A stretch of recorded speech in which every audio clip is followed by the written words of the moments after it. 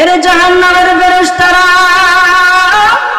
এই নাফরমানরে আমি মালিক কম নিয়ামত দেই নাই, আমি মালিককে নাফরমানরে দুনিয়ার জমিনে নিয়ামত কম খাওয়াই নাই।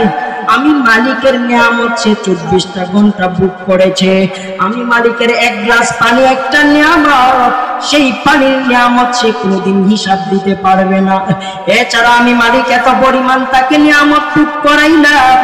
ও দুনিয়ার মুসলমান ইমানদারের দল, রব্বে কারিম আপনাকে আমাকে পানি শুধু ব্যবহার করেন নাই, বিভিন্ন ধরনের খাবার থেকে নিয়ে আসবাবপত্র সবকিছু আমাদের মালিক দান করেছেন।